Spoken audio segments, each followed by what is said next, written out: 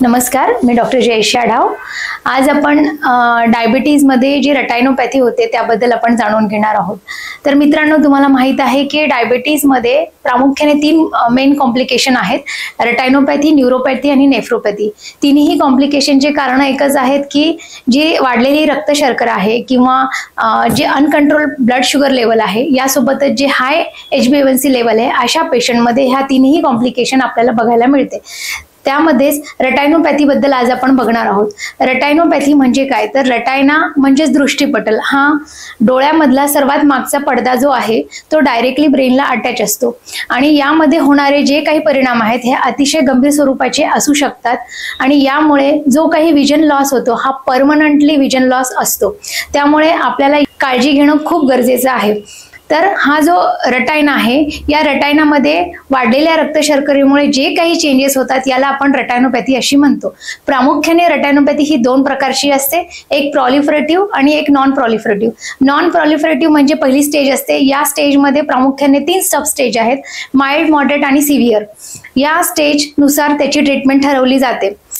प्रॉलिफरेटिव्ह जी गंभीर स्वरूपाची रेटायनोपॅथी आहे, यामध्ये आणखी 2 प्रकार आहेत: मॅक्युलर एडिमा। मॅक्युलर एडिमा म्हणजे रेटायनाचा जो सेंट्रल पार्ट आहे त्याला आपण मॅक्युला असे म्हणतो।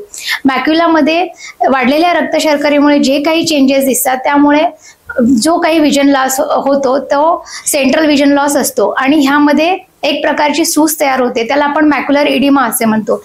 प्रॉलिफरेटिव्ह रेटायनोपॅथी म्हणजे रेटायनामध्ये ज्या काही ब्लड व्हेसल्स आहेत, या ब्लड व्हेसल्सचं एक जाळं तयार होतं आणि या जाळं कालांतराने ते जे रक्तवाहिन्या आहेत त्या फुटू लागतात आणि त्यामुळे वेगवेगळ्या प्रकारचे चेंजेस रेटायनामध्ये दिसतात। तर आता आपण बघणार आहोत की रेटायनोपॅथीमध्ये लक्षणं काय असतात।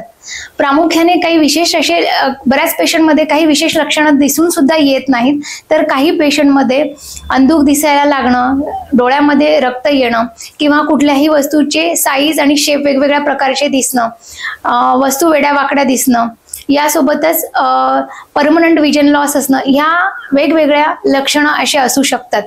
तर रेटायनोपॅथी चेकअप ही कोणी केली पाहिजे? जे पेशंट ज्यांना पहिल्यांदा डायबिटीसचं निदान झालेलं आहे, अशा सर्वच पेशंटने पहिल्यांदा रेटायनोपॅथी चेकअप करणं आवश्यक आहे। यामध्ये टाईप 2 आणि टाईप 1 दोन्ही पेशंटने ज्या वेळेस डायग्नोसिस झालं त्यावेळेसच रेटायनोपॅथीचं चेकअप करणं गरजेचं आहे। यासोबतच डायबिटीजला 5 वर्ष झाल्यानंतर रेटायनाचं चेकअप करणं अतिशय गरजेचं आहे। यासोबतच जस्टेशनल डायबिटीजच्या ज्या काही महिला आहेत त्यांनी सेकंड ट्रायमेस्टरमध्ये म्हणजे 4थ्या महिन्यापासून 6व्या महिन्यामध्ये एकदा तरी रेटायनोपॅथीचा चेकअप करणं गरजेचं आहे। यासोबतच जे रुग्ण आहेत ज्यांचा डायबिटीज नेहमीच अनकंट्रोल असतो किंवा HbA1c हायर साईडला आहे, अशा सर्वच रुग्णांनी रेग्युलरमध्ये रेटायनोपॅथीचा चेकअप करणं गरजेचं आहे। तर ह्या टाळण्यासाठी आपण काय काय करायला पाहिजे? रेटायनोपॅथी टाळण्यासाठी तुम्ही तुमच्या डॉक्टरांचा योग्य तो रित्या सल्ला घ्या, आहाराचे व्यवस्थित पालन करा आणि तुम्हाला दिलेल्या गोळ्या औषधांचं तुम्ही व्यवस्थित सेवन करा। यासोबतच रेग्युलरमध्ये blood sugar level checkup, HbA1c, serum lipid profile आणि ॲनिमियाची टेस्ट करणं खूप गरजेचं आहे, कारण ॲनिमियाच्या पेशंटमध्ये रेटायनोपॅथी ही लवकर होते। यासोबतच ब्लड प्रेशर आणि सिरम लिपिड प्रोफाईल कंट्रोलमध्ये असणं देखील गरजेचं आहे।